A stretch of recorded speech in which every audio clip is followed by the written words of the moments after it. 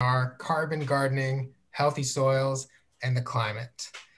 This event is made possible by the City of Petaluma, so much gratitude to the City of Petaluma for making this and so many of our programs possible.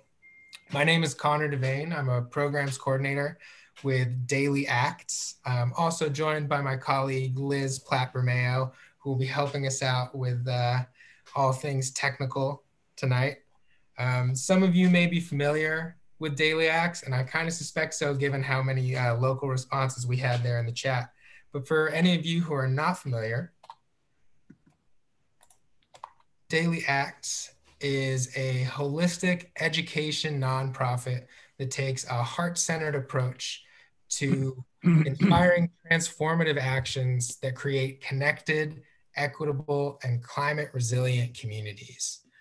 We believe in the power of our daily actions to reconnect people to self, community, and place, which helps to heal our society and our planet.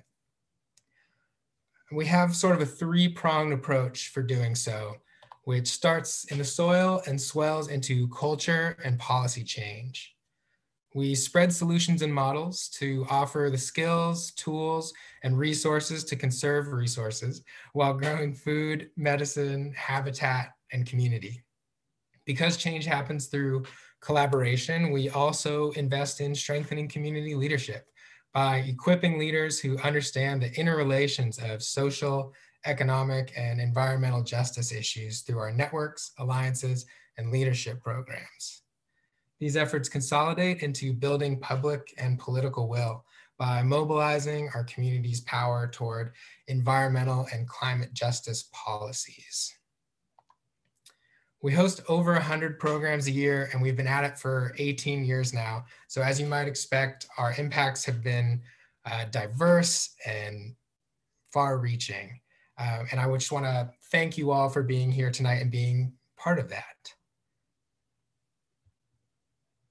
So with that, I have the honor of quickly introducing our four panelists, the folks who we will all be learning from this evening. We're going to hear from Jeffrey Creque from Carbon Cycle Institute, Rick Taylor from Elder Creek Landscapes, Jessica Bates from Food Forest Farms West, and Will Bakx of Renewable Sonoma.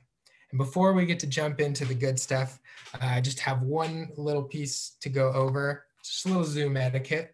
I imagine a lot of us are Zoom pros at this point, but it's always nice to have a little refresher. So after our four panelists present, we are going to have a question and answer period. We'll also possibly answer questions during transitions as they come up. But either way, as questions occur to you, we encourage you to enter them in the question and answer box that you'll see at the bottom of your Zoom window there. It's easy for us to keep track of the questions that come in, which ones have been answered that way. You can also enter them in the chat window, but we really love that Q&A box. On that note, we encourage you to engage in the chat box.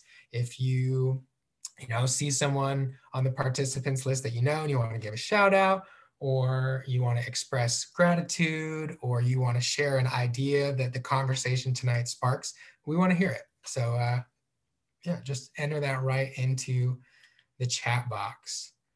And so with that, I am going to go ahead and stop sharing my screen and happily introduce you to our first panelist, who is Jeffrey Creque. So Jeff, feel free to start sharing your screen whenever. I'm just going to give folks a little background on you real quick. So Jeff is the co-founder of the Marin Carbon Project and director of rangeland and agro-ecosystem management at the Carbon Cycle Institute, where he's engaged in training ranchers, farmers, resource conservation districts, and others in strategies for increasing carbon capture and sequestration on working lands within a whole farm planning and implementation framework that's known as carbon farm planning. In 1984, after a 4-year apprenticeship in biodynamic French intensive horticulture, Jeff assumed directorship of a highly diversified farm and watershed restoration project on the Marin coast, where he began his 20-year hands-on investigation into the role of livestock in landscape restoration and agroecosystem sustainability, and gave up vegetarianism. He served as field conservationist for the Marin County Resource Conservation District from 2004 to 2008, and as agroecologist for Nan Tucker McAvoy's Marin County Olive Ranch from 1997 to 2014. He's published on various aspects of the intersection between land management and the carbon cycle, and he's participated in the development of the USDA NRCS on-farm greenhouse gas planning tool, Comet Planner. Jeff has a PhD in rangeland ecology and is a California State Board of Forestry certified rangeland manager and USDA certified conservation planner. Wow, what a resume. Jeff, thank you so much for being here tonight.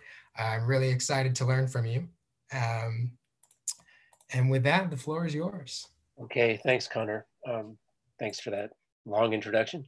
I'm going to share with you all really some lessons that came out of the pretty interesting work that was done by the Marin Carbon Project over the last decade or so, and really hopefully focus in on this nexus between climate and soil, carbon, and water. Hopefully by the end of my talk, you will agree with me that carbon is absolutely key to agricultural productivity and resilience. We've focused on nitrogen, phosphorus, and potassium in agricultural production for many decades, and only recently sort of lifted our eyes to the sky to recognize that carbon is actually fundamental to all agroecosystem processes. My friend John Wick, who along with myself and Nancy Scolari, the Marin Resource Conservation District, started the Marin Carbon Project back in 2006. John has defined agriculture as the art of moving carbon between carbon pools to produce the products of agriculture, which I think is a pretty elegant definition. So what do we mean about when we say moving carbon among carbon pools? Carbon is fundamental to all life on the planet. And this giant carbon cycle that takes millennia to move carbon molecules among the pools. There are 5 major pools on the carbon pools on the planet. Of course, fossil fuels come from the lithosphere, the lithospheric pool of carbon. When we burn that fuel, of course, it ends up in the atmosphere, contributing to our current crisis. Much of that carbon dioxide that goes into the atmosphere and much of the heat generated from that increasing carbon dioxide blanket in the atmosphere is actually ending up in our oceans. And our oceans have actually absorbed about 90% of the excess heat and carbon dioxide that we've emitted. But as we all know, our oceans are now in serious trouble as a result of that, acidifying and warming conditions. So a lot of folks have looked to trees as a way to absorb some of that extra CO2 out of the atmosphere. And of course, trees are great. We all love trees. But as we know from our recent experience in the Western United States, trees have a nasty habit of returning their carbon to the atmosphere under rather catastrophic conditions. Our forests in California are currently net emitters of carbon dioxide. They are not carbon sinks under current conditions. That leaves us really with only one carbon pool to work with, and that's the soil. And the beauty of soils, of course, is as we increase the carbon content of our soils, we see all kinds of good things happening, unlike the other carbon pools, the atmosphere and the ocean. So it's helpful to remember that all of the carbon and the carbohydrates, which are the products of agriculture, originates in the atmosphere. Carbon doesn't come from the soil, it comes from the air. And through the process of plant photosynthesis, this solar radiation is transformed to biochemical energy, and it underpins all life processes on the planet. So this is really kind of a miraculous process. It is truly a miraculous process by which plants are using photosynthetic energy, sunlight, to build their own protoplasm, if you will, using carbon dioxide drawn from the atmosphere and minerals and water from the soil, producing complex and simple sugars, much of which ends up going directly back to the soil system and feeding the complex biology that surrounds the plant root, which is known as the rhizosphere, which is this biological system or ecological system that depends entirely on the flow of carbon from the atmosphere through the plant into the soil. So while we tend to think of plants being fed by the soil. In fact, it is the plant that is feeding the soil. And it's this complex relationship that has evolved over thousands, millions of years that is really fundamental to all life on Earth as we now know it. So this is just kind of a schematic sort of showing what I just said, which is this flow of solar energy through the process of photosynthesis into the primary producers, the plants, and then the flow of that energy out throughout the food web, both through the soil and then through secondary consumption of vegetation by living organisms that drives the entire ecosystem process or biospheric process on the Earth. For me, this was a very personal kind of epiphany. As Connor mentioned, I farmed for many years on the Marin coast, and early on in my organic farming education, I was really noodling this question of how is organic farming possible? As a biodynamic farmer, we were very focused on working with what we considered a closed system. We tried not to bring inputs onto the farm, and then of course the only thing that left the farm was whatever produce we were selling. And I was really having a hard time understanding how we could maintain and even increase our soil fertility under those conditions, until it occurred to me that everything in the wheelbarrow that I was pushing up the garden path at that moment had actually come out of the atmosphere. It hadn't come from the soil, but rather had come from the air. And that was a great revelation, because I realized that we essentially have an infinite supply of energy in the form of sunlight, and then carbon and nitrogen in terms of our atmospheric reservoirs of those compounds that we can draw from to build our soil fertility. So effectively, all farming is carbon farming, since all agriculture is completely dependent on the capture of carbon dioxide from the atmosphere and its transformation into the products of agriculture. The question is, however, how do we manage that carbon once it's in our hands, if you will, in our soils, in our agricultural ecosystems? And do we conserve it? Do we do our best to hang on to it and utilize that energy as long as we can within the farming system, or do we let it go and lose it faster than we're gaining it? This is the Keeling curve. I'm sure most of you have seen this. This is a record of carbon dioxide in the atmosphere since about 1954. And as you can see, of course, and as we're all well aware, we see a steadily increasing quantity of carbon dioxide in the atmosphere. Last year, we hit about 415 in June or so. We're now at that time of year when we sort of hit the bottom of the year, when plant photosynthesis in the Northern Hemisphere has drawn down a significant amount of carbon from the atmosphere due to plant growth, about 6 parts per million, in fact. And now that's being released back to the atmosphere as we enter the fall and winter and things begin to decompose and return that carbon to the air. As noted by Edward Teller in 1959, carbon has this curious property, carbon dioxide, forming this warming blanket on the Earth that is contributing, of course, to the melting of ice caps and all the other changes that we're witnessing on the planet right now. If we go back,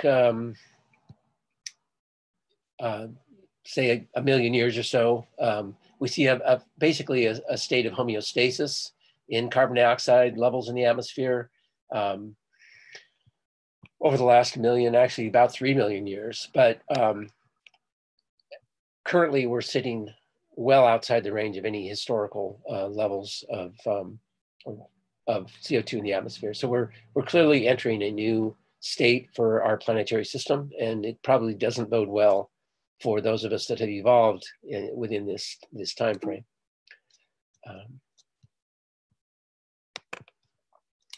So it's interesting to note that although much of that CO2 is a result of the fossil fuels, in fact, almost a third of it is a direct result of the way that we have managed our terrestrial ecosystems. About 27% of that excess CO2 is a result of how we manage our forests, our croplands, and our lands. This is a slide showing the the effect of soil carbon loss on the atmosphere. So this upper graph here from Sanderman et al.'s paper from 2017 shows a steady loss of carbon from the soil, from both cropland and grazing land systems over the last several hundred years, and particularly, of course, upticking with the dawn of the Industrial Revolution at around this period, 1750. And it's interesting to note that our use of fossil fuels and our loss of soil carbon are really parallel phenomena. And then not surprisingly, because the industrialization of agriculture, of course, has played an enormous role in the loss of that carbon from our soils. Unfortunately, the net effect of that is that globally, virtually all the soils on the planet have been degraded by human activity. As so to the point where the Food and Agricultural Organization of the United Nations back in 2015 essentially gave us 60 more harvests before we would have completely depleted our soils globally. So that was in 2015. That gives us 55 more harvests. I'm not sure if that's 55 more years, or in California, where we have multiple harvests annually, whether we're looking at 10 or 20 years. But in either case, it doesn't look too good. So I feel pretty comfortable putting this forward. Is this photograph from Oklahoma of 1935, or is this California in 2035? And in fact, if you take a drive down the Central Valley today, you will see pretty much this exact scene as folks continually bare soils through fallow periods, and soil is moved by dust and water. Again, just to emphasize, climate change at this point is really irreversible, unless we could in some way remove a very large amount of carbon dioxide from the atmosphere over a sustained period of time. And then interestingly enough, agriculture being one of the most impacted human sectors, most impacted by climate change, it's really soil carbon that offers us a really only viable option for achieving carbon dioxide removal from the atmosphere, or negative emissions, if you will. The Environmental Panel on Change has recognized this fact in a couple of recent documents, one discussing the imperative of keeping global temperature rise below 1.5 degrees centigrade, and the other looking explicitly at the connection between climate change and land use. Just another way to look at this is on the left, you see a graph showing what happens if we focus only on emission reductions, with a dramatic emission reduction of about 6%, which we actually saw occur with the onset of COVID this year.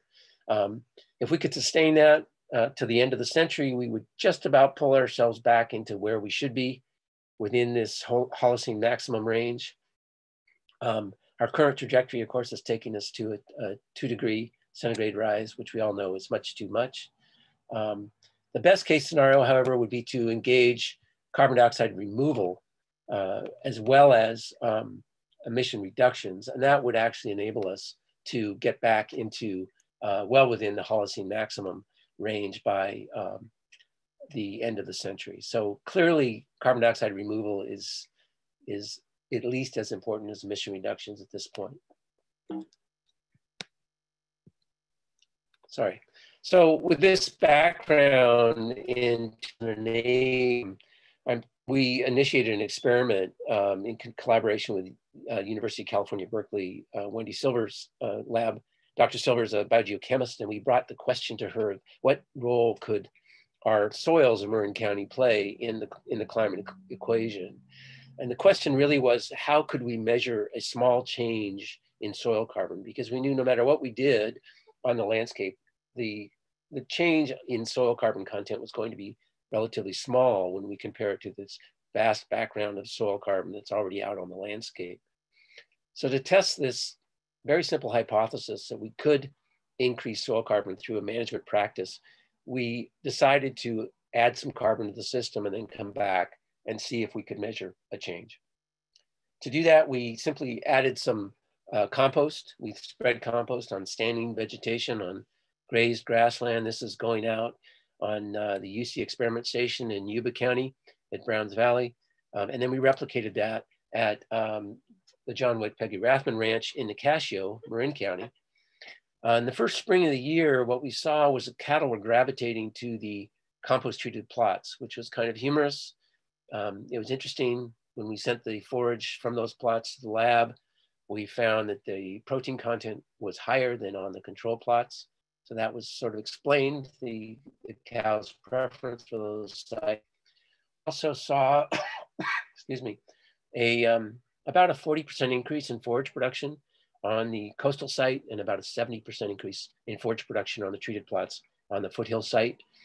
What was interesting though was, although we saw that in year one, we continued to see this relative increase in forage production across the years of the study. We now actually have 10 years of data, and we continue to see a relative increase in forage production on the treated plots, although we only applied compost in year one, in the first year. No further compost was applied. Most importantly, we saw and were able to measure an increase in soil carbon in response to the compost application. And again, although we only applied the compost in year one, we continued to see a relative increase in soil carbon across the years of the study. And importantly, this increase in soil carbon does not include the compost carbon, which we were able to subtract from the total because we knew exactly how much compost carbon we had added to the system. So what does that mean? What it is that we add compost in year one, a big slug of carbon went into the system with that compost. And then over time, and these are what I'm showing you here is a result of a model output based on using the data that we put into the model. This is the decay curve for the compost. So the compost does break down and return to the atmosphere as CO2 over time, but actually it takes several decades for that to happen. That was more or less what we expected to see. What we were surprised to see was this net continuing ongoing increase in total ecosystem carbon over the decades following a single compost application. And again, that was reflected in that increase in soil carbon and forage production that you saw in the previous slides. What this illustrates is a positive feedback process, a deviation amplifying system process that drives system change. So we see the system changing in a directional fashion. It's moving away from its origin condition toward a new higher carbon, higher energy system state. Why is that important? Because we're looking at positive feedbacks at the global scale right now that are moving things in exactly the opposite direction. As polar ice melts in the Arctic, it exposes more dark water, which allows more absorption of solar radiation, which accelerates the melting of further ice, which accelerates, of course, the exposure of more dark water and the further absorption of solar radiation, driving further melting. A classic example of positive feedbacks, in this case, going exactly the opposite direction from where we want to be going. So the promise of this approach then is that by initiating an intentional anthropogenic forcing of soil organic carbon at the global scale, and it would have to be at the global scale, we could theoretically reverse this unintentional anthropogenic forcing of atmospheric carbon. So it's going to take a positive feedback process like the one we've identified through the Marin Carbon Project work to reverse the positive feedback process that's taking us away from the equilibrium condition we want to be at. And what this little illustration in the middle of this graph shows is that annual, which is really line a Keeling curve, this annual drawdown of about 6 parts per million as our northern hemisphere forests leaf out each spring and our northern Pacific plankton blooms. We get this enormous drawdown of CO2 from the atmosphere on an annual basis. And if we could just lengthen that drawdown by about 3 parts per million, we could begin to bend this curve in the direction we needed to go. Which led us to a process we call carbon farm planning,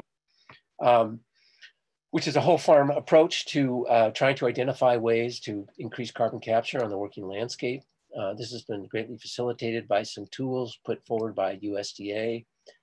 This is an online tool, Comet Planner, very simple to use. You can go online, check this thing out. There are many ways to increase carbon capture on our working landscapes, of course, beyond compost, although compost is great and a powerful tool. Get away from tillage, add cover crops to our woody breaks and shell belts, integrate live in the orchard systems or plant trees into pasture systems, alley cropping, integrating trees into cropping systems, using grazing as a tool to build soil carbon through careful grazing management. And these changes in soil carbon can happen very quickly. This is a 4-year chronosequence from 1.5% organic matter in year 1 to 6% organic matter in year 4, achieved largely through compost, but also avoidance of tillage and the introduction of cover cropping and multi-species cropping within this vegetable production system up on the Mendocino coast. Riparian restoration, you can imagine the amount of carbon that has been captured in the system over the 30 years or so shown here. Similarly, showing the amount of carbon that has been captured in Marin riparian restoration projects, looking at the channels, the floodplain, and the upper bank. Relative to the controls, you can see a significant amount of carbon in the above ground biomass, but also in the soil itself. Another example, this is Stemple Creek Ranch, a 30-year chronosequence showing the transition from a highly degraded riparian system to more or less today. You can imagine how much carbon has accumulated both in the soils and the above ground biomass, and associated with that increased capture and storage of solar energy is, of course, an increased capacity for biodiversity in the system. Looking at over 35 species of migratory birds nesting in this restored riparian system.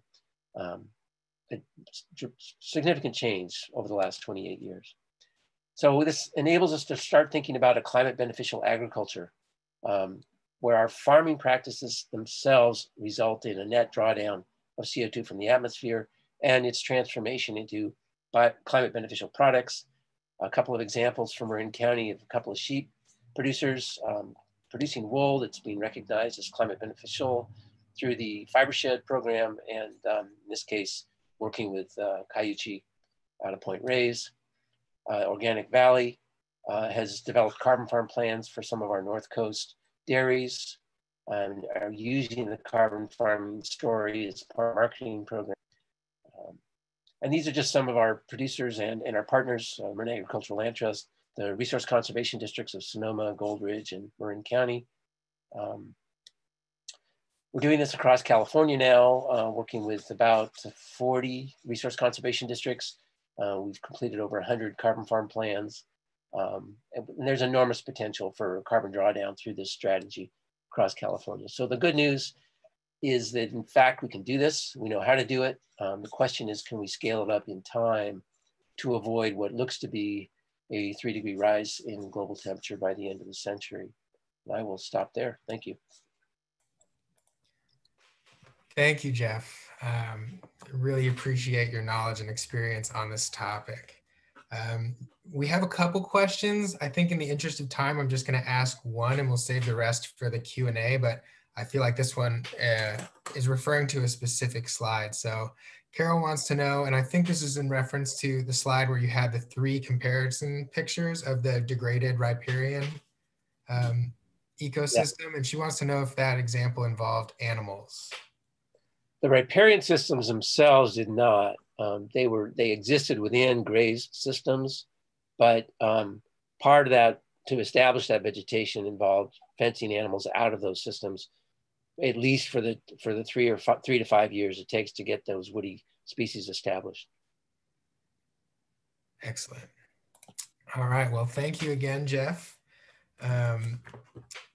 With that, we are going to move on to our second presentation. And Rick, I hope you don't take it personally, but I'm gonna keep the intro short in the interest of time. So next, we're gonna hear from Rick Taylor, who is the principal of Elder Creek Landscapes. Rick's been in the small agriculture and landscape profession for 20 years, doing designs, builds, maintenances, and Elder Creek for the past 8 years has been a full service landscape architecture and project management firm. And something that you're going to hear about that I had the opportunity to see last week, which is mind-blowing. Rick has put in over 3,000 hours researching and developing the most effective landscape carbon calculator for landscape design and construction professionals. Excited to see that again. So thank you, Rick, for being here. And with that, take it away. All right. Yeah, thanks for having me.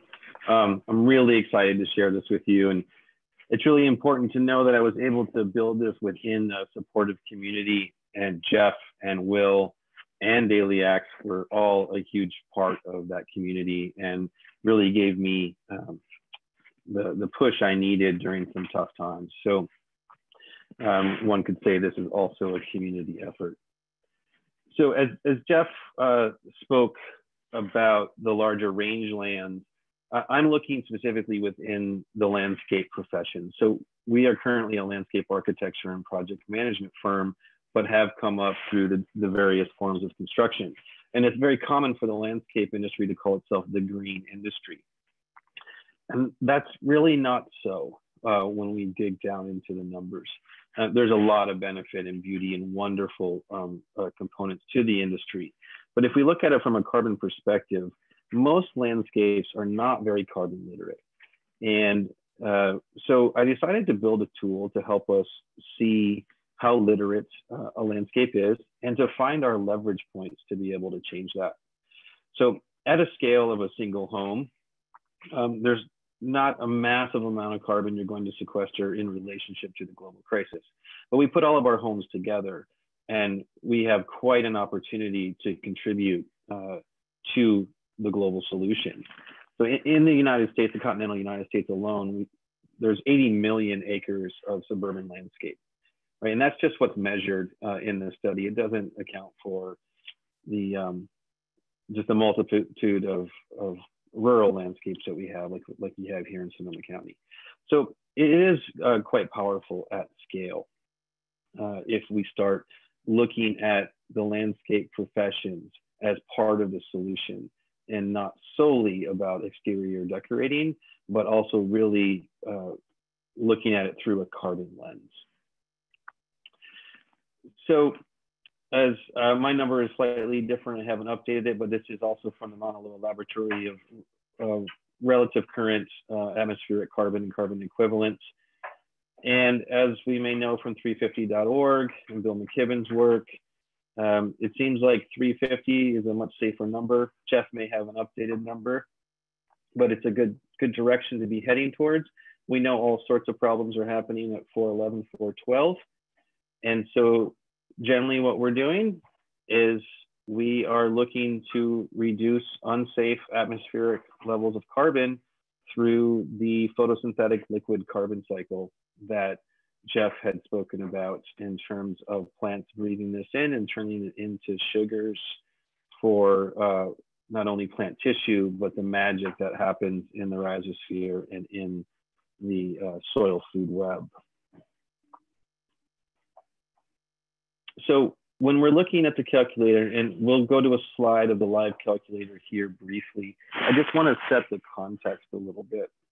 So on the emission side, anything you can think of that is a material that goes into a landscape has an emission to it, even plant material, right? So a plant material that's grown in a plastic pot inside of a nursery in a plastic greenhouse using electricity and water, there's a carbon footprint. And then of course our plastic materials are made from petrochemicals.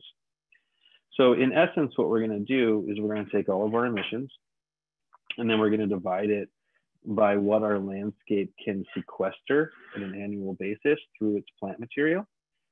And that's gonna get what we have given a fancy name to it, is the sequestration equilibrium timeline. And really what that's saying is you've spent all this carbon to build your landscape, and it's gonna take this many years for you to even out, essentially pay your debt back to society, and then become part of the global solution, right? So you've paid off your credit card debt, and now you get to build your savings, right? And our savings right now is carbon in the soil. So anyone in the group that's new to carbon, the sequestration process is, it's not a dumpster, it's a cycle. So what we're trying to do is get as much carbon down into the soil base and into plant tissue, preferably soil-based, as we can, to help us through this knot hole where we need to get our carbon balance a little bit, or carbon more in balance. So this is what the calculator is essentially designed to do. It's designed to tell us the truth about what's happening and show us the leverage points for change. So I'm going to go ahead and slide out of this and into the calculator. I'm a firm believer that when we unite our passion with our skill set and our purpose, that we can really make powerful change. And then once we can see where that change is needed, we can really get things moving. So what we're looking at right now is the dashboard for the carbon calculator. Now this is geared towards industry professionals.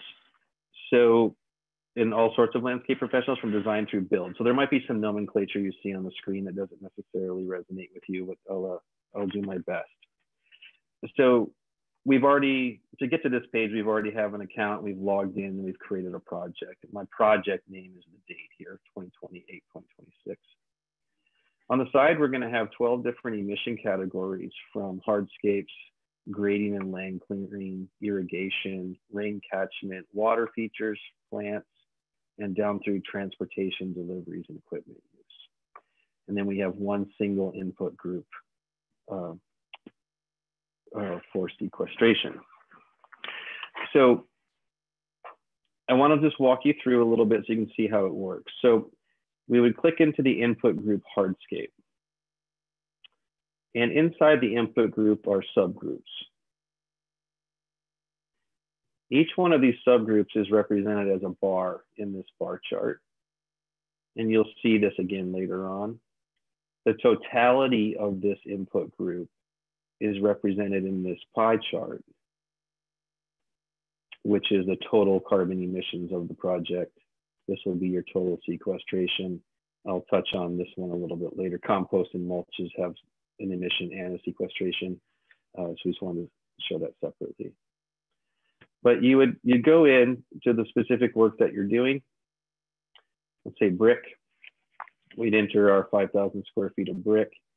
Over to the right, you'd be able to see under the blue line, it's pounds of carbon.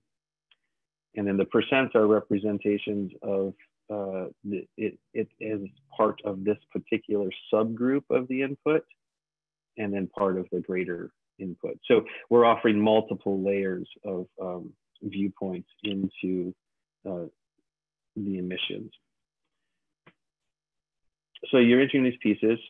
We have help topics right here, so you can see that the calculation actually includes the brick paver, base rock, and 1 inch of sand. So if you're building these or designing these, you know some of the components, and many of them are included. And down at the bottom, you're able to add bulk materials just in case your practices are a little bit different. So down at the bottom, again, so just to recap, we are entering all of the individual items in each one of the categories, down to literally the drip emitter, as you see here, and the 6-inch staple that holds your drip line down.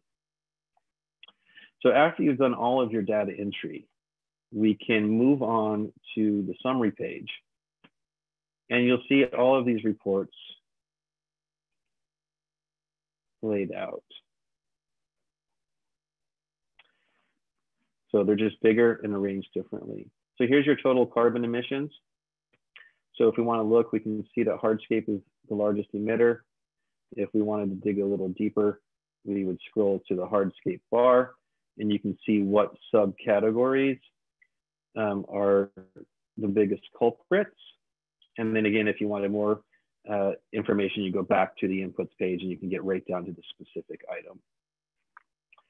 And then same with the sequestration, you can see who's doing the heavy work, and trees are doing quite a bit of the work, and herbaceous perennials, shrubs, and turf are the other categories that we've broken it out into. So back on the inputs page, you simply enter the type of landscape you have based on the square footage once it's mature, and that's how you're going to generate these numbers. So we come down and we can see our equilibrium timeline for this project is about 12 years, which is actually better than most projects that you might see. It's quite shocking. So what we did is to give the percentages, we said if you sequestered it in the first year, you get 100% because you're just nailing it. And if it takes you 20 years, we're going to give that an F, a 0, because we simply just don't have time for that right now. We need to get this carbon in the soil. And then if you decide that you wanted to do it sooner, you can put in your number of years, your target years. Let's say I want to do it in 6 years. And it'll tell us how much annual sequestration we need to increase by, or the amount of pounds of carbon that we need to reduce emissions by. So you can take that number, 47,524, and go back up and look in here and say, well, that's all my hardscape plus some more. So you might find that you're not able to do the design the way you want it exactly, that you're going to use different materials. We might need to sequester more. We may or may not hit that 6 year, but you now have the data to pick and choose, and you actually know the true carbon cost, or the truest carbon cost that we can calculate right now of your decisions as a landscape designer, builder, or a homeowner making decisions with their design build teams. So it's really providing that information. Compost and mulches are not only an emitter, but we give an initial sequestration of that organic matter that's put down into the soil. So that's what this is called, an initial sequestration with those two materials. And then everything else is on an annual basis based on photosynthesis and how plants are performing in that realm. Each one of these reports will be exportable, so you can build your own reports out of it as a professional and share them with the clients. So that is a brief and fast introduction into the calculator. Again, our goal is to inform folks of the true impact of carbon in the landscape, so then they are empowered to make better decisions based on the carbon literacy of their landscape.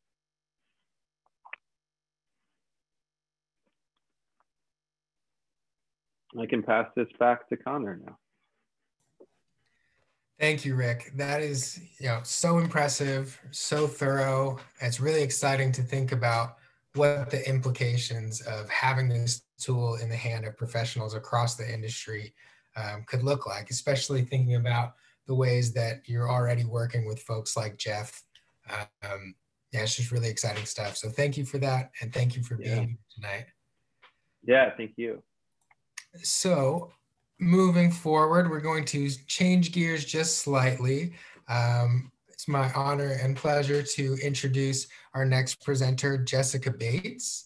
Jessica is an urban regenerative farmer who's committed to stewarding a healthy planet by teaching carbon farming to urban farmers, as well as no-till regenerative production practices. She's a master composter, a master gardener, and a garden educator, specializing in forest gardens, earthworks for water harvesting, perennial vegetables, and annual food production and propagation, as well as California native and bay-friendly plants. She's worked for the Alameda County RCD, that's Resource Conservation District, like Jeff was talking about, providing urban farming technical assistance. And she's beginning technical assistance with the ACRD for the California Department of Food and Agriculture's Healthy Soils program, which is really cool. So Jessica, welcome. Thank you so much for being here. And with that, floor is yours. I should have been using that time to pull up my screen. No worries. It said that I can't pull it up when someone else is sharing. So I think, Rick, maybe you need to take yours. Aha. Okay. Awesome. Thank you. No problem. Here we go. All right. I think you will probably Can you see the notes that I have here on the screen? Sorry about that. I'm not seeing notes. I'm just seeing the title screen. Excellent. Okay, so. You're not going to be able to see that either. Oh, yeah, huh, that's true. Oh, well, that's okay. Yeah. Oop, thanks. Here we go. All right, urban carbon farming. We're going to dive into it. So soil, we first have to talk about soil health on a global level. Ratan Lal is a soil scientist from Ohio State and has done a lot of really great work. And a lot of our soil carbon has already been lost to the atmosphere, which is why we are where we are in this current moment in history. And he says that, you know, really, we can draw down the majority of that, of the greenhouse gases, of the carbon in the atmosphere to the soil. As everyone's been talking about, Jeff specifically has been talking about that. And so that brings me to the importance of thinking about the soil food web. The soil really is one of our greatest allies towards a solution to remediating and ameliorating the climate crisis. And if you give the soil food web what it needs, organic matter, mulch, air, water, and maybe even a customized mineral mix, the soil will respond in kind and provide an abundance of growing plants and healthy soil, and lock that carbon in to boot. And so I just want to point that we really should change the way that we think about the soil and think of it obviously as part of the ecosystem, but that we as humans acting with the soil are a part of that ecosystem, and that in just a teaspoon of soil there's more microbes and things of that nature that are and organisms than there are on the earth. So soil is really humbling to me personally. And what does tillage do? Jeff talked about it a little bit, and tillage, and when I learned this, I just was so taken aback. Tilling the soil is essentially having a slew of natural disasters occur all at once: fire, earthquake, tsunami, hurricane, tornado, all of it, flood, all of this happening at once to the soil food web and the life that I was talking about earlier that exists in the soil. And this quote comes from there's a PDF that the USDA NRCS has on their website called Farming in the 21st Century, and it's a fact sheet, and a lot of the information that I'm going to go over tonight comes from that, is synthesized from that. So what is our role as soil stewards? Well, we can take some cues from Vandana Shiva. At the Soil Not Oil conference, she talks at almost every year in Richmond, just being humbled and acknowledging that we're only a speck in the 3 million species on the planet. And it really is our job to steward the planet, steward the soil, and to feed the microorganisms on the soil. And the mycorrhizae is so important, especially to the soil here in California, which our native oaks depend on. And I'm not going to get too much into that tonight in the interest of time. The picture at the top, there are two hands, and on the left hand demonstrates or just shows that the soil is really sandy, rocky. There's land construction fill in there, and the soil on the right is really humus rich and has a lot of life. And this is an image from my brother and my friend, their permaculture garden in Massachusetts called Paradise Lot. My brother is Jonathan Bates and his friend is Eric Tonesmeyer. And Paradise Lot, they this is a time lapse kind of over 10 years. It went from this rubble to this rich, amazing earth. And they did this by implementing the techniques of sheet mulching, adding live diverse compost, and by planting over 200 different edible perennials. And they don't till. That is also why that soil is so beautiful in the right hand in the image. And the only aerating that they do, not tilling, aerating is different, is with this tool in the bottom right that's pictured. That is called a broad fork, and they have a meadow creature broad fork, which I also have and love. I just stick it in and jiggle it to open up the earth and give the microbes air, but not till it. So that is my go-to farming tool. Mycorrhizae, not going to talk about this, but definitely check out my friend Lynn Fang's article, arboretum.org/crescent farm soil /soil. It's a great article on the importance of mycelium and mycorrhizae in a drought tolerant to create drought tolerant soils in changing climate. All right.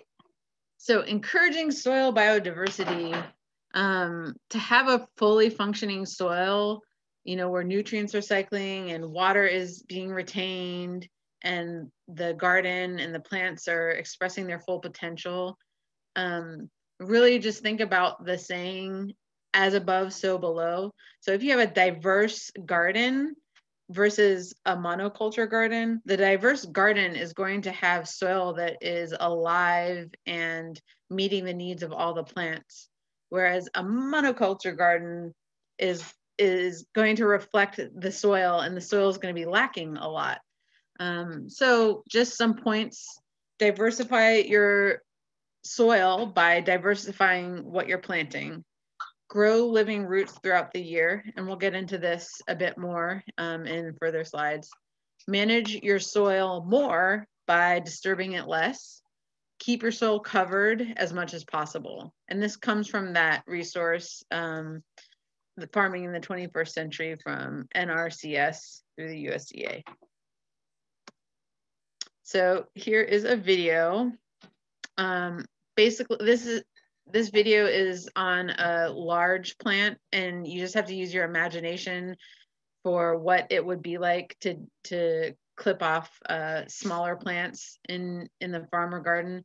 And really, you can use any tool: a hori-hori, clippers, a knife, a scythe, anything you can think of. And what I just said will make sense once you watch the video.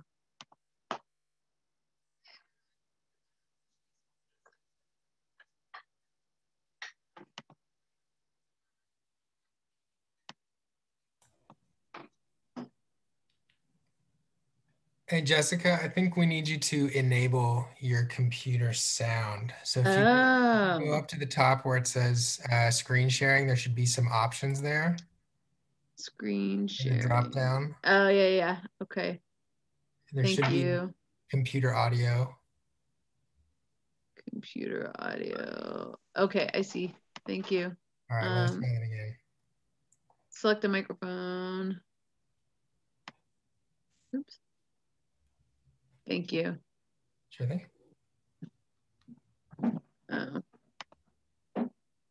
It's saying something to me. So if I cannot get this to work, let's see if this works. Can you hear that? Yes, great. Excellent.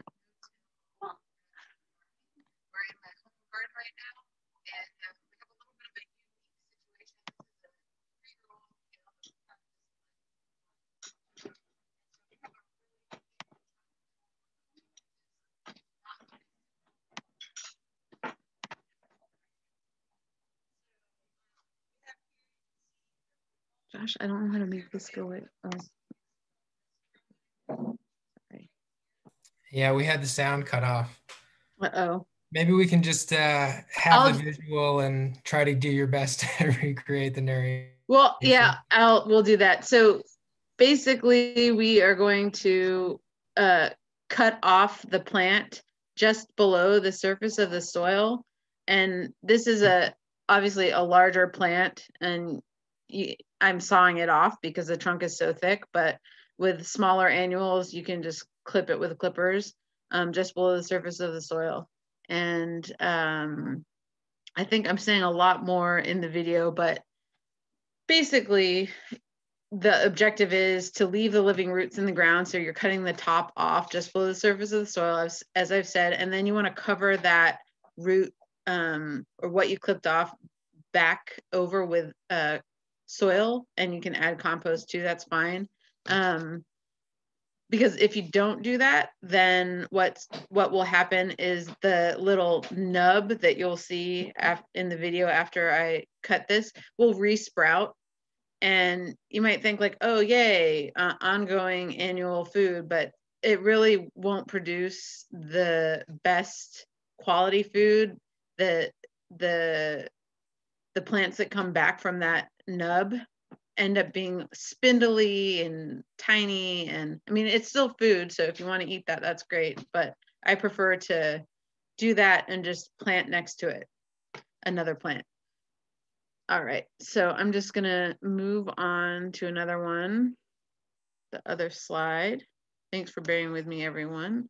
So healthy soil secrets, keep it active and fed, as we're talking about, with diverse active compost. Keep it diversified above ground, what you're planting and what you're adding to the soil, and keep it balanced, keep it hydrated, and keep it covered. And keeping it covered with mulch will also keep it hydrated and lock that moisture in. And you can keep it covered with straw, wood chips. Leaves are really important, especially in California, for encouraging that mycelium. All right, and this is my friend Wanda Stewart's forest garden. This is her vegetable side of the forest garden. She has a food forest as well, and her farm, Obsidian Farm, is in Berkeley.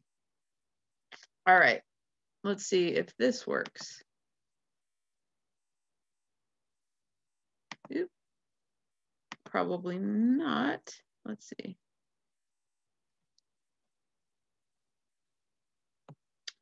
Let me know if you can hear this. Let's see. Nope. Yeah, sorry, Jessica, we're still not getting any sound. No, that's okay. So I'll just narrate it. So you have your plants that you've planted, and what I did was I laid compost horse manure on top, and then I actually, where I was planting these heirloom not cucumbers, zucchini that we grew from seed, saved seed, we pull the compost back and dig the hole in that area and planted the zucchini in the native soil. And the reason you don't want to add your compost or amendments directly to that hole is that the root ball that you're planting will just want to stay within the comfort of where you put the compost. So if you put the compost in that hole, then it will be kind of root bound. But if you just top dress the soil with compost or amendments, whatever you're using, then the plant will reach out for that, and you'll have a stronger, more resilient plant. And you know, if you top dress with compost or amendments, you can just water it in and it will kind of like slow release into the soil.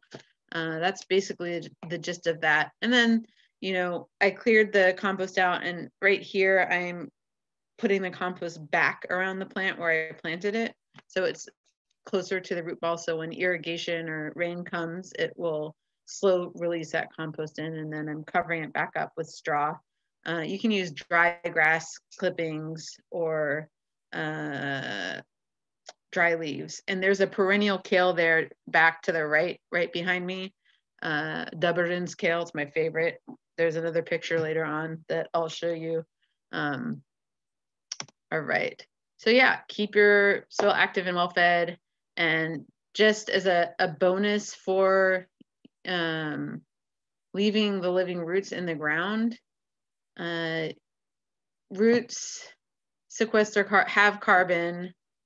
The carbon from the roots, you know, as it says down there, stays around longer than carbon from plant residue. So, you know, chopping and dropping to make mulch, your prunings, your clippings, that kind of thing, that carbon is not contributing to soil organic matter as much as leaving the living roots in the ground will, because again, it's the relationship that those roots have with that soil food web, the microbes and all the life in that soil that is helping that soil organic matter build.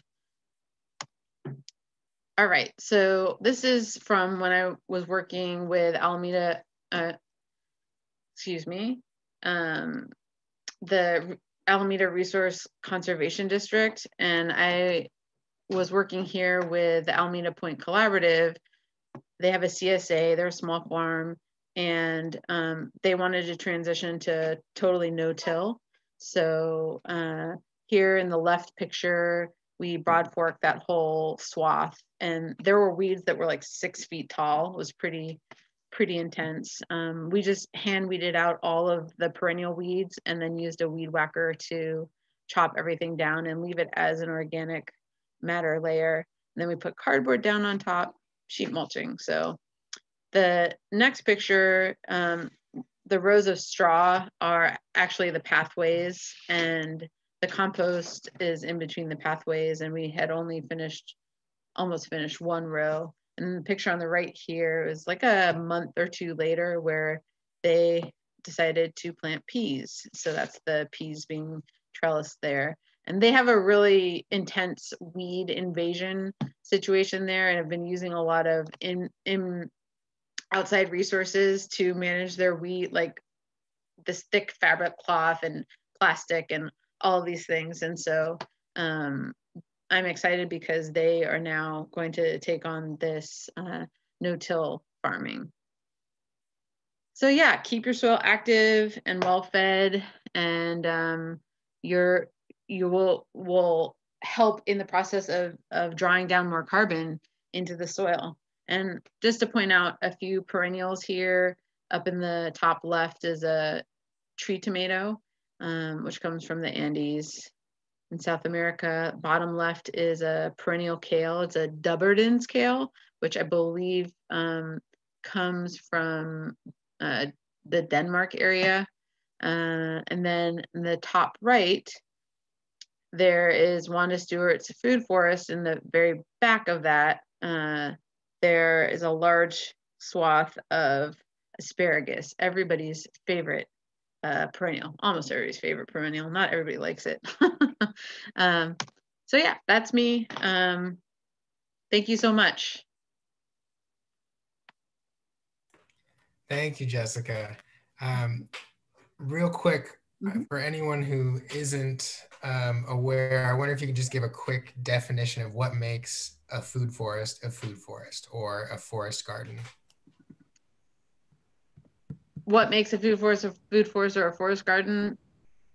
Having some kind of tree or shrub, and producing food for people, either producing food for people, the soil, or pollinators. I mean, I've had, I created a food forest, which is actually a food forest for pollinators, not for people. So it just kind of depends on your perspective.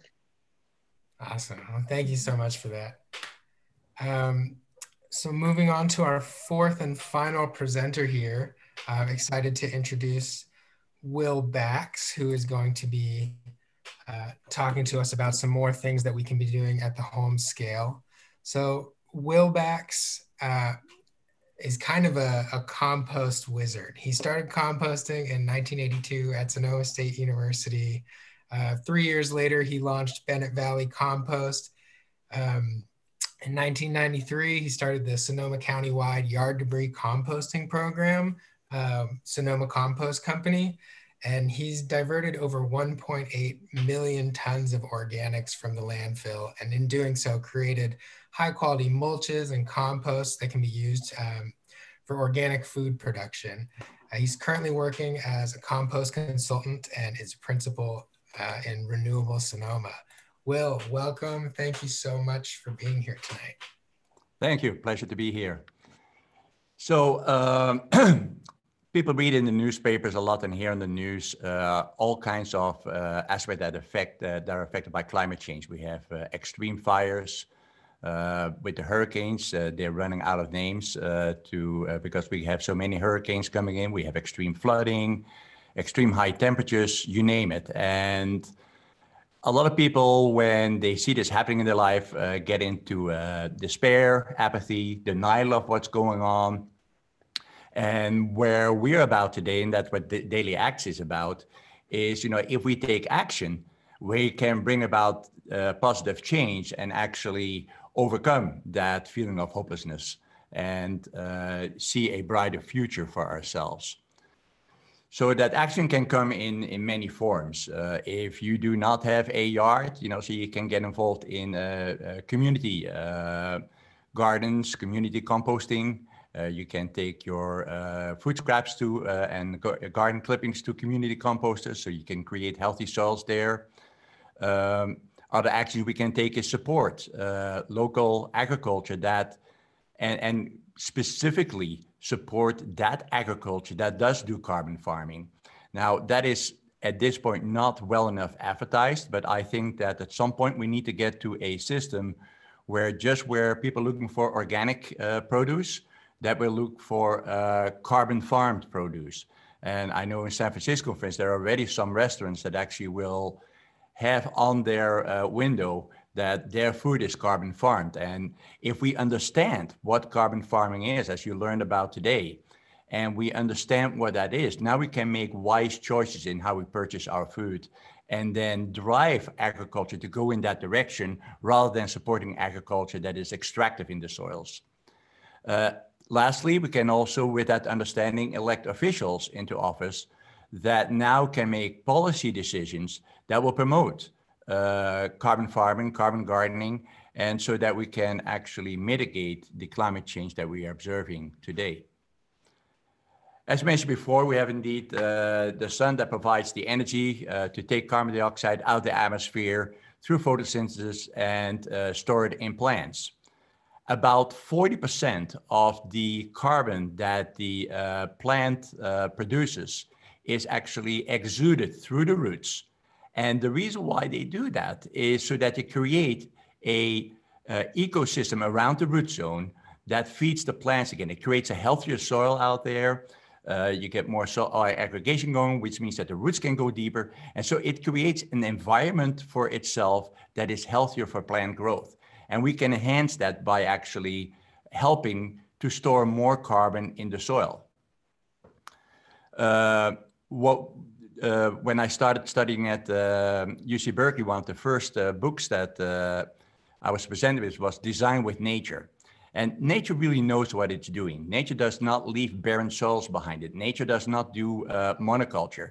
It creates communities. It creates systems that support each other so that it's in balance, and therefore we have less disease pressure unless we start interfering with it.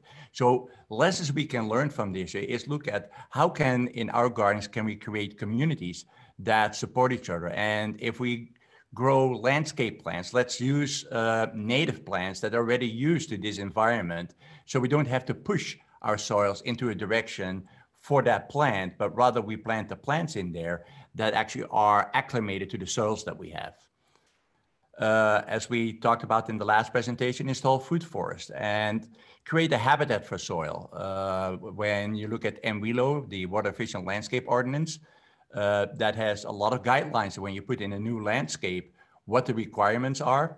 It specifically says there that we should reserve about 5% of the soil for soil organisms habitat, so that the insects and the worms can get into the soil and do the tilling for you. When we go to a no or low till system, let's rely on the fungi, the insects, the worms, the rodents that are in the soil to work that soil for us. Here's just a example of a plant list at this website where they have a whole list of different plants that you can choose from that are native plants for Sonoma County that can provide functions that you want to see in your garden. So the other thing we can do is making sure that the organic matter that we produce ends up in a way that is beneficial to our climate. A lot of organic matter is still going into landfill. We've done quite a good job in getting yard debris out of the landfill. There's still a little bit to go out there, but not too much. But it's still a tremendous amount of food scraps going into the landfill. I believe at this point, there is still about 40 to 50,000 tons of food scraps going into a landfill in Sonoma County alone. Keep also in account, because it is not just diverting from the landfill, but 40% of the food produced is not consumed. A lot of it is what goes in the refrigerator, and it rots and ends up in the green can, hopefully. So if we would actually focus on taking the food scraps that are not being consumed and consume it, then we need to grow less on our land. Sorry.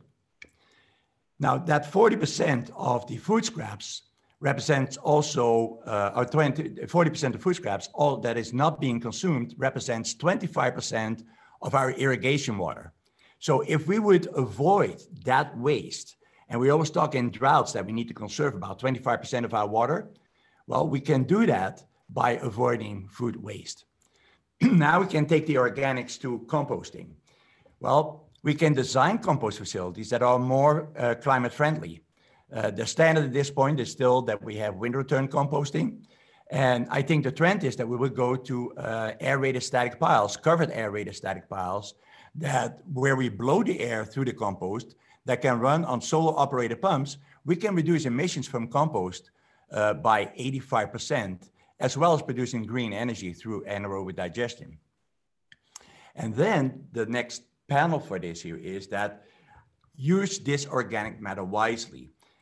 When we started composting, and a lot of composters are still in this predicament, it's like here's SB 1383 that says that we need to divert 75% of the organics that are currently going into the landfills, get that out of the landfills. That means that we need in California about 100 new compost facilities.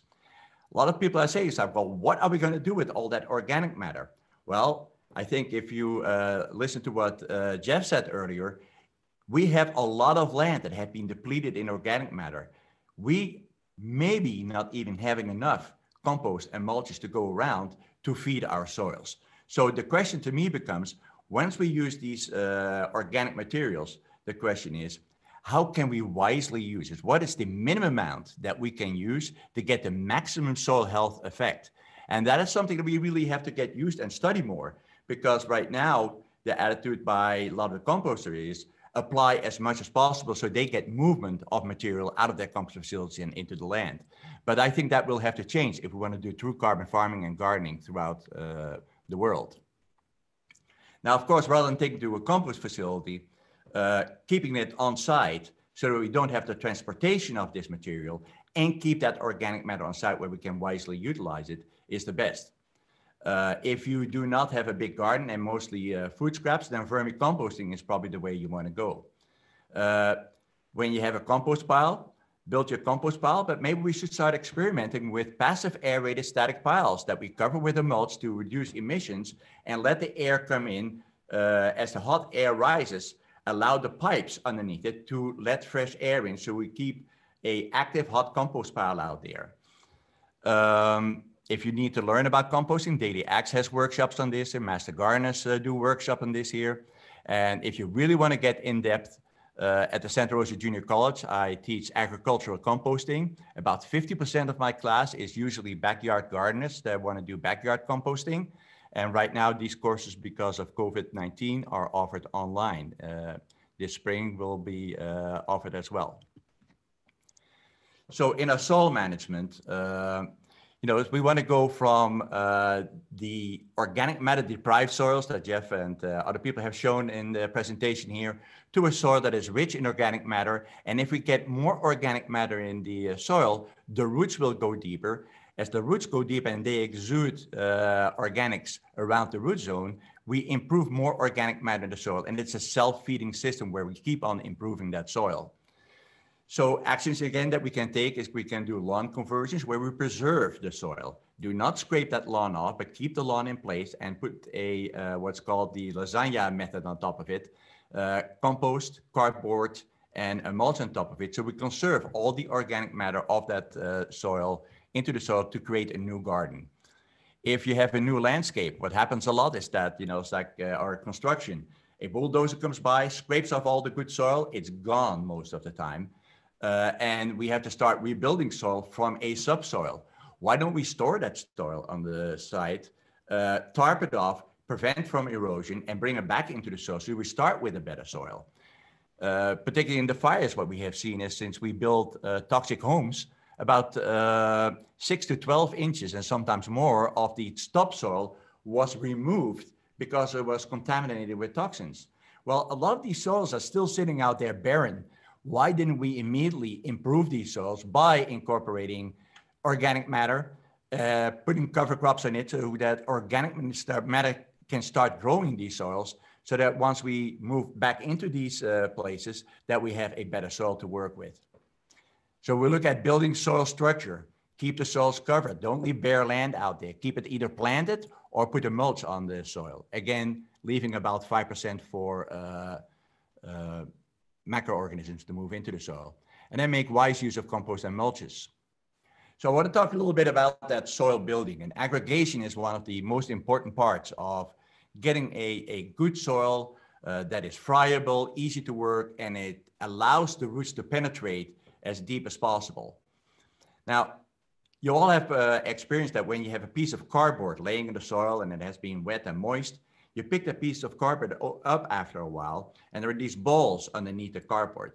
That's the aggregation of the soil. What happens is that the fungi try to break down the carbon, and there is no nutrients in that carbon. So they send the hyphae into the soil to get the nutrients. And as they move into that soil, they create these aggregates. So an aggregate is made up of different soil particles, the clay particles, silt particles, quartz particles, sand particles. And by themselves, they do not stick very well together. If you add the glue of organic matter to it, then you get a better soil structure. But the real strength of an aggregate forms when a hyphae of a fungi envelops that aggregate and really cements it together, and you get a very stable aggregate out there. Now, there is a way of really destroying the aggregate as well. And of course, one of them is tilling the soil. It just messes with the aggregates, it breaks them apart, and you get a massive structure again. But the other one is flood irrigation, very rapid irrigation or during a big storm. What happens is you can see where these particles come together, you have micropores out there.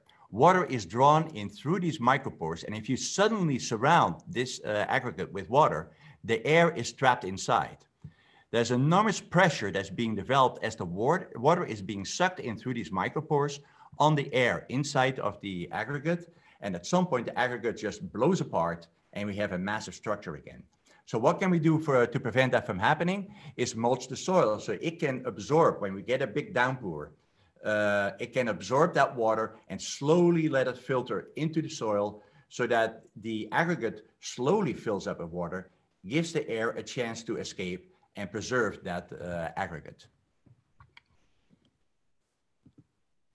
Know your soil. There's a really cool app. So you really want to know what kind of soil do you have so you know what foundation you have for plant growth and how fertile your soil is already and how you can build upon it.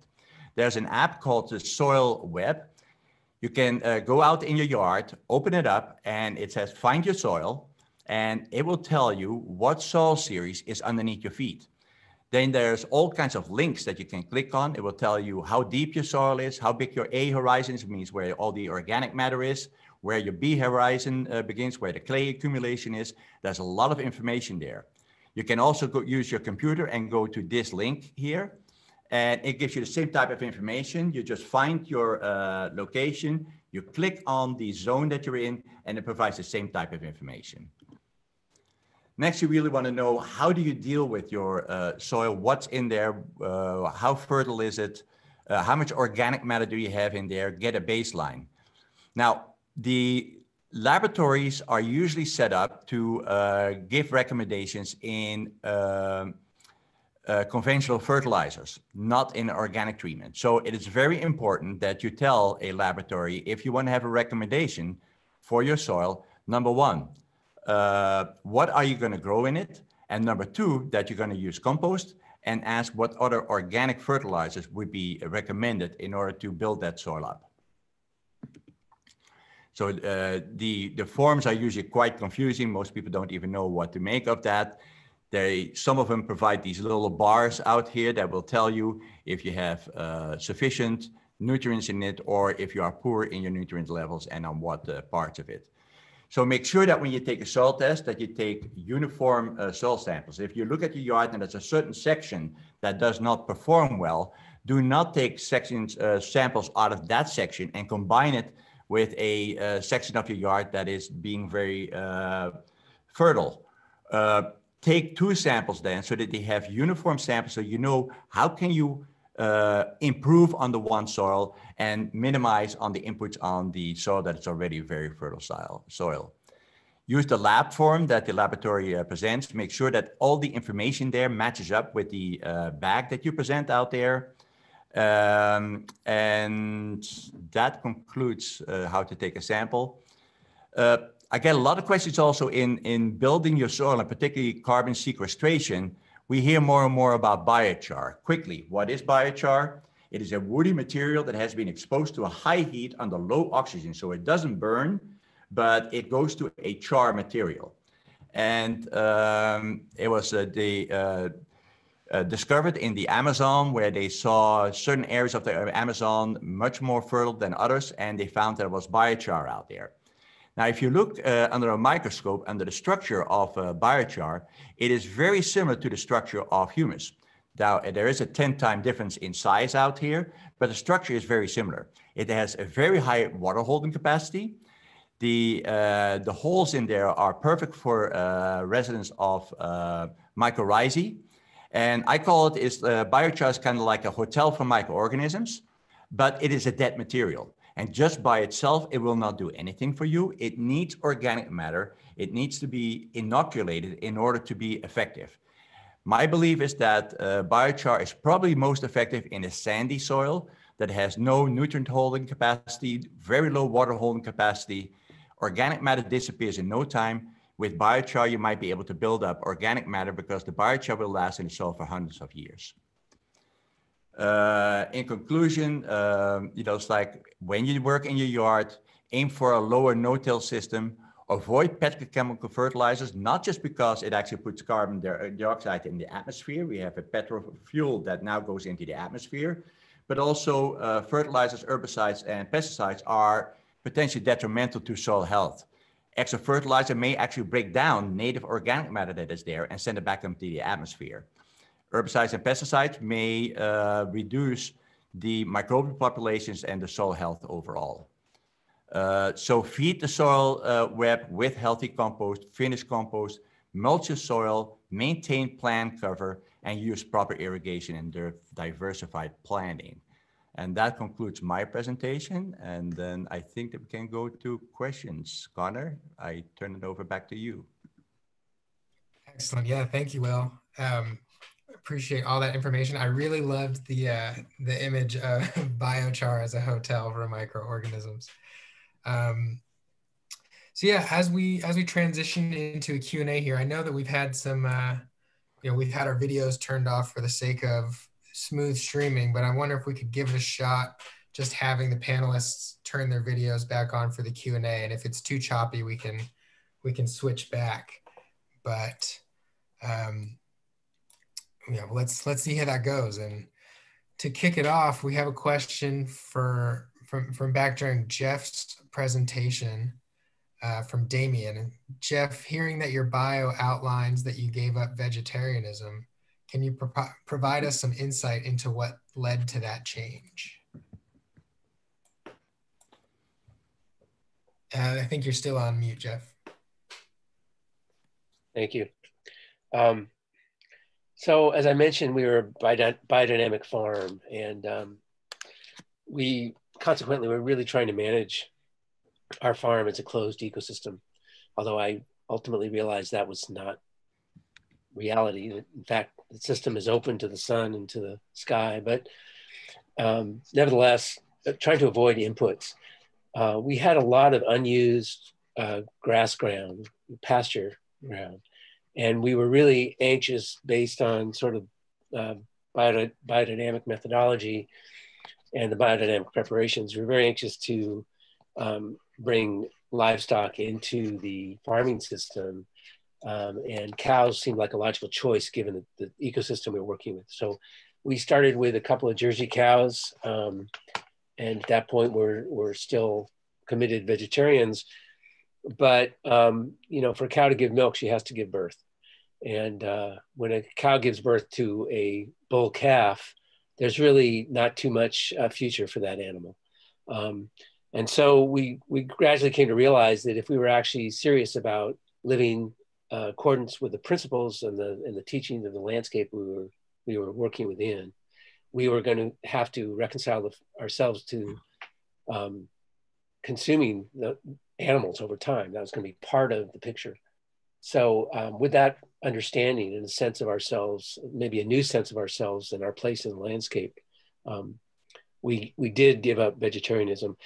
I would just add the caveat that with that came the understanding as we sat down to eat our first meal of an animal that we had engaged with, had a relationship with.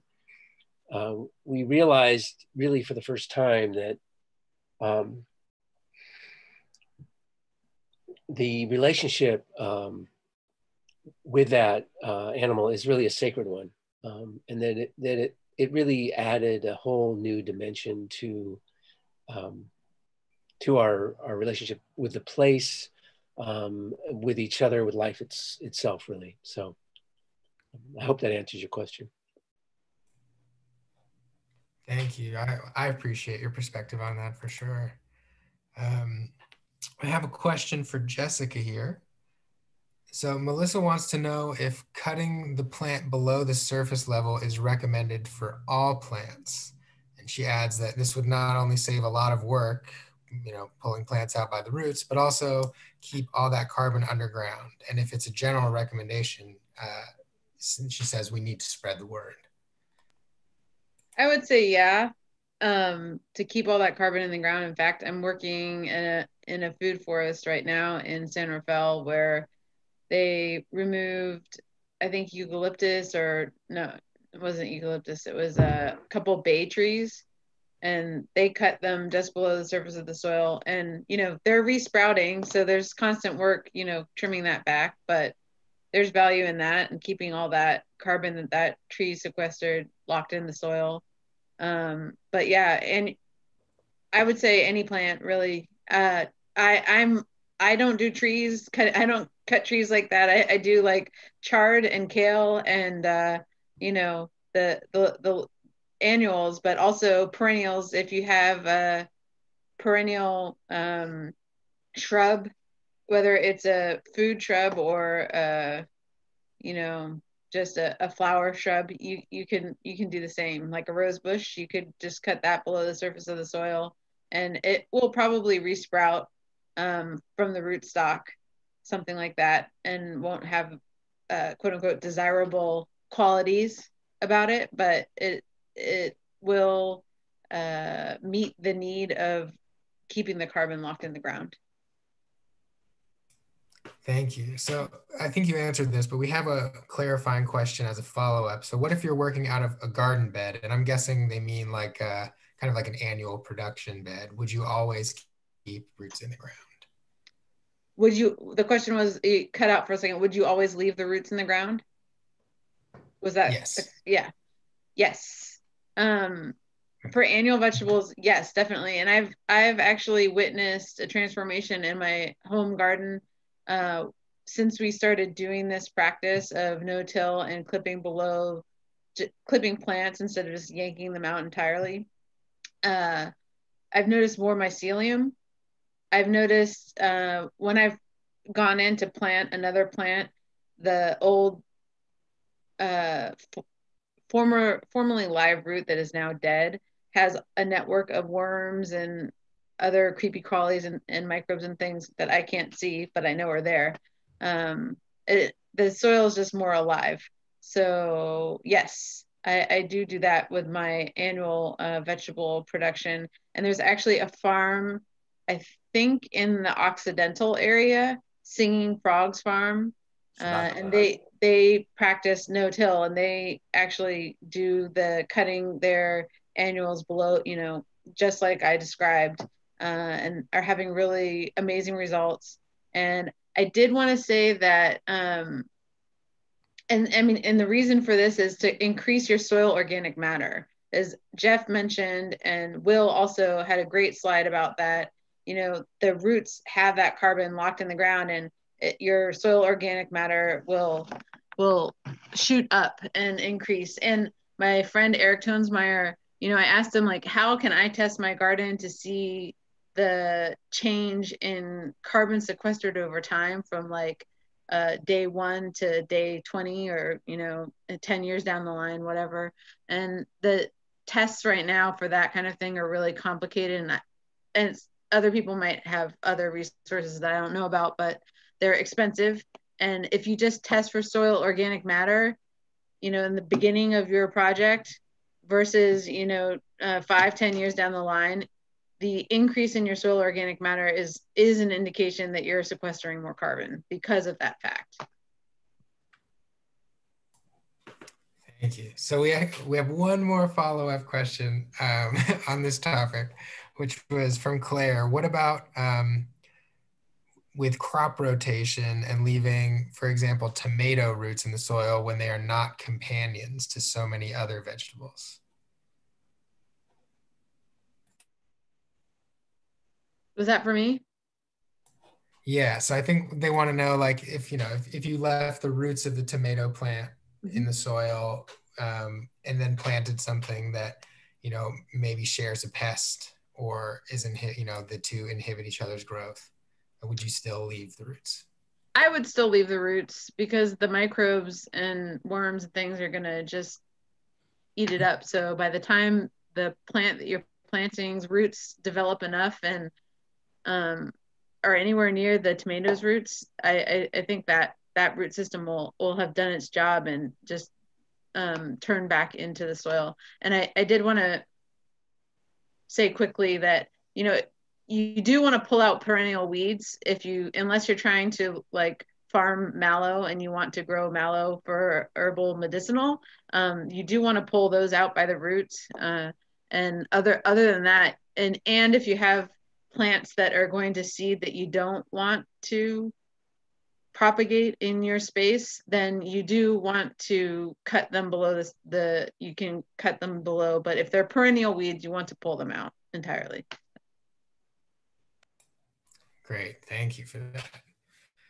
So here is a question from Karen. It sounds like probably for Will. What are the things that shouldn't go in, I guess any of you could answer this. What are the things that shouldn't go in home compost but can go into commercial composting facilities? And what do the facilities do that we don't? I'll take. I'm not sure if I got everything that you said because you went kind of underwater. But I think what I heard is that what is it that should not go in the compost? And I would say pretty much backyard composting or commercial composting. And what do commercial composters do or do not accept? Is that kind of what the question was? Yeah, okay. So there are a couple of different categories of what we overall do and do not accept. in our area, in Southern California, they will take palm, but in our area, we do not accept palm because it's very hard to grind that material up. And in Southern California, they have special grinders for that. We do not have that out here. So we do not accept palm material. I recommend you do not accept cacti because if you sort the material and you go over a sort line and people have to pick the garbage out, the cacti is a very risky material to handle. You know, it's like, so we do not accept poison oak. I've lost actually several employees because they got infected by poison oak continuously. And so we do not accept that material. I would say, you know, it's like I prefer not to get Bermuda grass and some other very persistent weeds because they may survive the composting system, although I have never seen Bermuda grass coming up from a compost pile. The question I think was also, what does a commercial composting do different than the backyard composter? I think the main difference is, unless you do it correctly, is getting the whole compost pile up to a temperature of at least 131 degrees, that it gets hot so that it will actually render your diseases and weed seeds harmless. And I think that is something that a lot of backyard gardeners do not attain in their compost pile. So I would say that is the big difference. Awesome. Thank you, Will. So just so folks know, I'm kind of just jumping around the Q&A here to keep an interesting flow of topics. So we will get to all of these questions. Have a question here. Why are our trees negative net emitters? Jeff, you mentioned that in your presentation. You want to address that?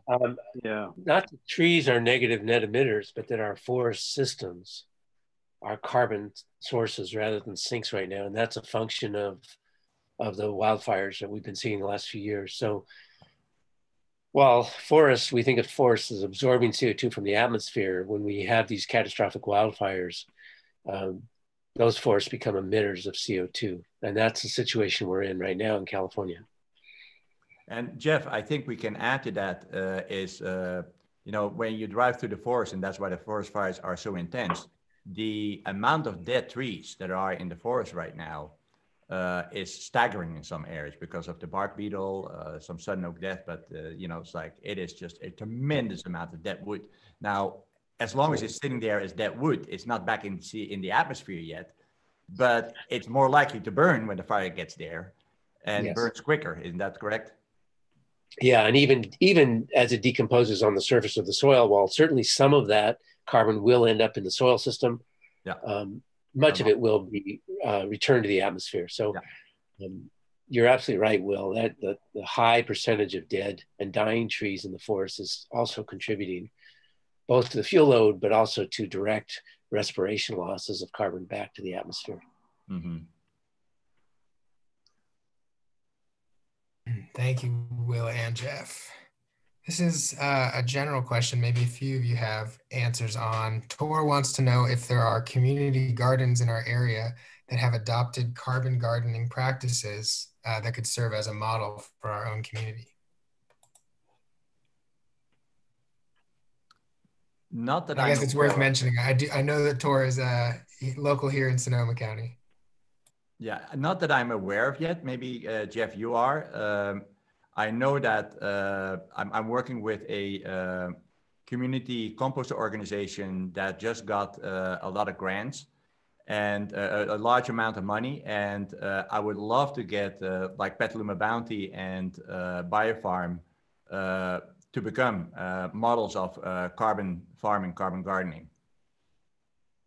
Yeah, I suspect, I mean, as Jessica's pointed out, there are a lot of folks who are focusing on soil carbon enhancement in their farming and gardening practices. So I think probably more than we even realize. I can't name anyone right off the top, but I suspect there are many, many folks who are waking up to the kind of dynamics that Jessica's done such a good job of pointing out.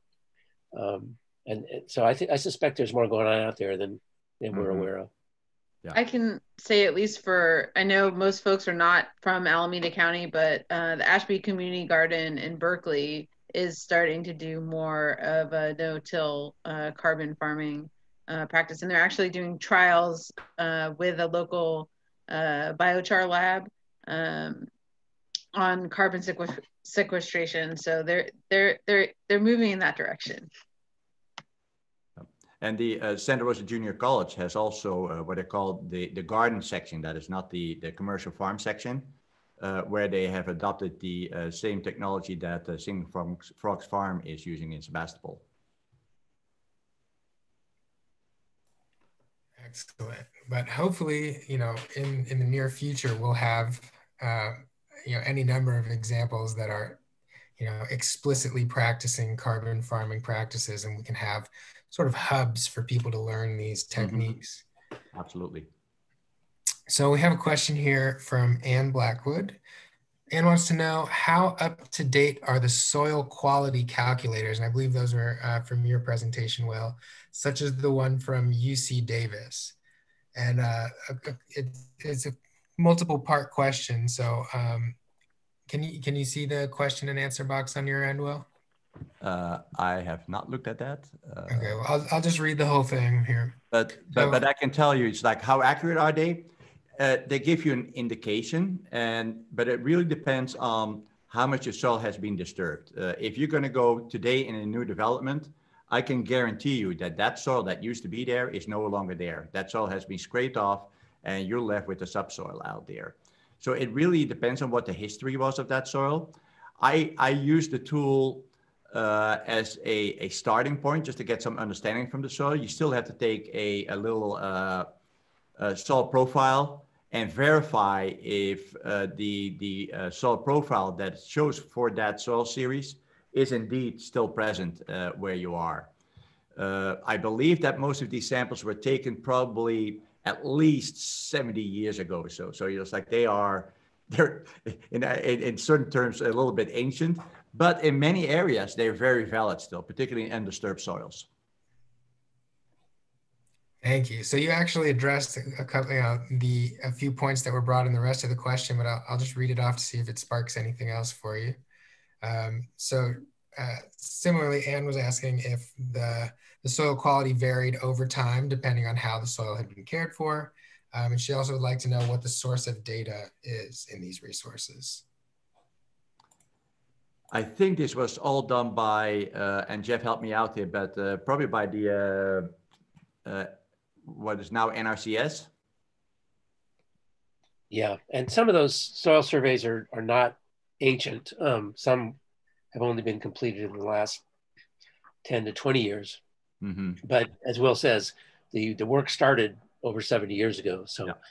some of that data could be very outdated. And we know, if you look at the chart that Jeff showed, there was a tremendous amount of organic matter depletion when the agricultural revolution started. It's like, and so we saw a lot of organic matter depletion. So the organic matter that it states in these reports may actually not be accurate at all anymore. But that's why I followed up with, it's like, do a soil test so that you actually know your baseline where you start. Thank you. Let's see here. We have a question if any of the presenters are currently, or maybe in the past, have worked with the wine industry. I've supplied them with compost. I showed them how to compost, but that has been my experience. It's like if it's the question is like, are they starting to do carbon farming on the vineyards? Yes, particularly Napa has taken a lead role, and actually there's a group. Jeff and I both serve on the advisory committee. Napa, Mendocino, and Sonoma County, where they have an active healthy soils program, both demonstration plots. The vineyards are getting more and more interested in building organic matter. The trick that they have to follow there is they do not like a lot of nitrogen in the soil. And actually they always say, well, we like poor soils. Well, they don't necessarily like poor soils. They don't want to have a lot of nitrogen out there because that's going to give them a lot of leaf and shoot growth. And so you can build organic matter without raising your nitrogen content in the soil. And that's really the dance that the vineyards need to do is how do you build that organic matter up without increasing your fertility of that vineyard. Yeah. Yeah, we've participated in producing several carbon farm plans for vineyards, and I know that Napa RCD, as Will mentioned, has written a couple of dozen carbon farm plans, I believe, now for vineyards in Napa County. So definitely the vineyards are paying attention to this stuff. Yeah. I've recommended to them that they actually put on the label when they do that carbon farmed. But I think at this point, it does not have enough community demand. And they say the real estate on the label is expensive. I think if the demand goes up for that, then we will see over time that it may say carbon farmed.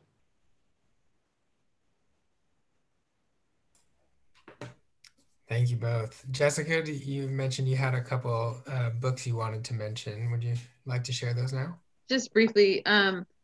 So planting perennial vegetables, I'm a big fan of because you plant them once and you don't have to keep, cutting just below the surface of the soil and doing that whole dance. This book by my friend Eric Tonesmeyer, Perennial Vegetables from A to Z, is an amazing book and will offer you lots of ideas for what you can grow, especially out here in California. And then this book is just really inspiring and lots of great photos and great research-based information, and it's a fun read. It's not something you want to read, at least I don't want to read it front to back, I just kind of page through it and am always excited by it. And it's inspiring. And then the last book is Drawdown. If you haven't heard of that yet, definitely check it out. It's a really inspiring book and gives me a lot of hope for the future. Thank you. Yeah, I love Drawdown, but I haven't experienced either of the other two. I'll have to check those out. And we will include the titles of all those books in our follow-up email for you all to check out. So here's a question. Maybe you want to take this one, Rick. Is there such a thing as adding too much compost? And do we need to add compost every spring and fall? Yeah, I think Will should definitely chime in, everyone really, but yes, you can have too much compost in the soil. Definitely in a landscape perennial system where our rule of thumb starting point is no more than 25% additions to native soils, just as a starting point, and then getting more specific from there.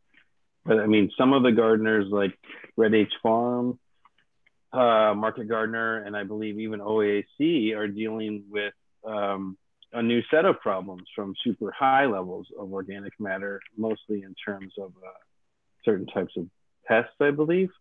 But I mean, what a great problem to have. That's not where most of the globe is right now. So that's my 2 cents on too much compost. Yeah, and I want to add to that also, as I mentioned in my talk, if we really want to build our soils, I don't think that we have enough compost and mulches to go around. And so I think we would be wasting the organic matter. And I think we really have to apply it in a wise way so that actually it can go further and we can improve more soils. Because as Jeff has showed in the grassland, for instance, it's like, it was a one-time application and it built on itself, it's like, and so if we say, well, we're going to apply compost every year, you're probably throwing some money away and a resource away, because it does not reach its full potential of doing good to the soil. It's like, I think that it needs to reach more soil. Jeff, any ideas on that as yourself? Yeah, no, I agree, and I think it's that capacity of the soil to build with a little bit of a nudge, if you will, from the carbon farmer, carbon gardener, to begin to bootstrap that fertility in place just by managing the system carefully, the kind of things that Jessica's pointed out. The compost, definitely can keep playing a role, but yeah, it's not all about trying to turn your garden soil into compost. It's about trying to support that natural process of carbon sequestration from the atmosphere, really, and compost has a role to play there for sure. I've seen soils become very unbalanced from a nutritional point of view. Weird, high levels of boron or high levels of sodium, or this kind of thing can happen from people just dumping compost on and thinking that that's going to be good. It doesn't always work out that way. So yeah, you want to be judicious in your use. Thank you. So just real quick to give folks a time check, it's 7:23, and out of respect for everyone's time, we're going to wrap at 7:30. So we got 5 or 6 questions open here, so we can try to make it through it all of them, but maybe we can try to keep our answers brief just to address everyone's questions, kind of a rapid fire round, if you will. So Will, do biodigesters have a role to play in processing food scraps as a means to keep them out of landfill? Yeah, I think they do. I better think they do because it's part of my design. It's like, I do believe that they need to be constructed in conjunction with a compost facility because it's like there are facilities that build just anaerobic digesters, and they basically do it to get the green energy. And then basically the digestate and the water that comes out of it is a waste product almost, it's like they just need to find a home for it and get rid of it.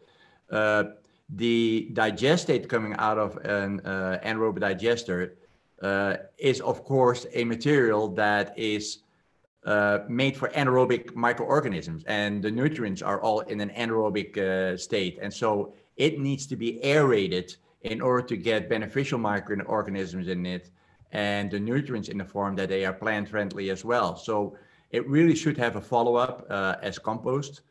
In my opinion, it does increase the cost of a facility. Anaerobic digesters are not cheap. And so yes, you get a source of green energy coming from it. All the food scraps, the digestate that comes out of the anaerobic digester can be incorporated into the compost and make an excellent compost product. The carbon has been stripped away from it, so you have to add fresh carbon to it in order to get it to compost again. But you get a very good product out of it. And from an odor perspective, you've really stripped away a lot of the volatile organics that create odor, that when you incorporate it back in the compost, that you have reduced your odor potential. Thank you, Will. This was actually a follow-up for what you were saying, Rick. What are the pests that one sees if you have too much compost or more than 25%? Yeah, so to clarify, I was not suggesting 25% soil organic matter. I think the problems with soil come much further south than that. I think Will, Jeff, and maybe Jessica might know, I think it's about 8% soil organic matter where certain pests start coming. I'm sorry, I haven't had that problem, and I can't remember what it was, but I remember Katie from RH speaking of it, and possibly Duggo also having a similar problem up in OAC, just having to manage the soil a little differently. Yeah. And there's some nematodes that show up at high organic matter levels that can be problematic in some soils.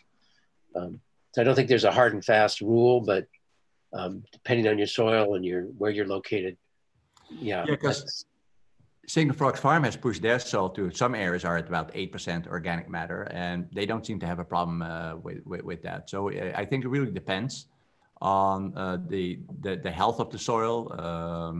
But again, so I think that there is a certain limit, and it really depends on what soil you have. On a sandy soil, it's like you can incorporate 25% organic matter. In the end of the year, it's gone. It just oxidizes. It's like it's very hard to build up organic matter in the sandy soil. Thank you both. Okay, 3 more questions. Can we do it? Tor wants to know if vegetation from all the trimmings recommended for reducing wildfire risks could be used as compost, either directly or via a commercial compost facility. I'll take a first stab at that. It is, most of that material that comes out of the fire area is very high in carbon. And so by itself, it will not compost. I think some of it could be utilized to prevent erosion in areas that have been exposed to high temperature fires. What happens in a high temperature fire, you get a condensation of a waxy layer on the surface of the soil. And when you get now these heavy downpours, you get mass runoff, and that results in gullying, and eventually that's why the hillsides come down. What they found is where there are conifers, where a fire comes through and the conifers did not burn but browned, and they drop down, that layer of mulch allows the microbes, and they're right there. I walked these fire affected soils. The smoke was still coming out of the soil, and orange fungi were already growing on the surface of the soil. And so the fungi are there. So if we take some of that woody material and blow it on these high temperature fire soils, then that organic matter will stimulate fungal growth, decompose the organic matter and or the waxy layer, and we start building that soil already. So I think that is a good use of that soil, but it takes money again to do that.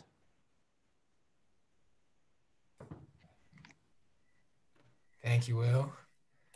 Okay, are municipal composting materials sold or given to farmers? Sold. Some of it is given away, but most of it is sold. Thank you.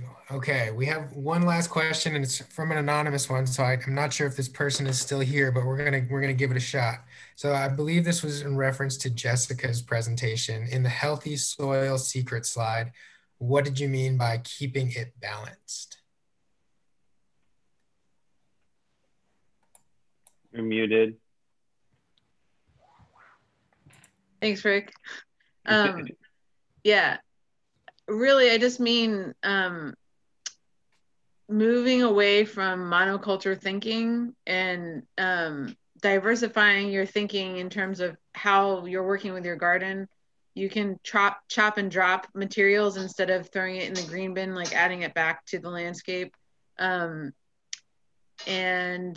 keeping your plants watered. Plants do need water, especially in our climate here.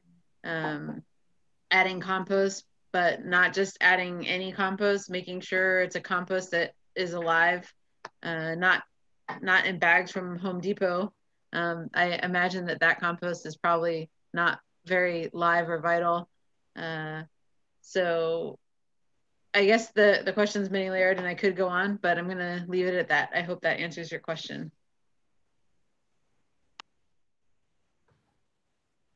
Thank you, Jessica, and thank you.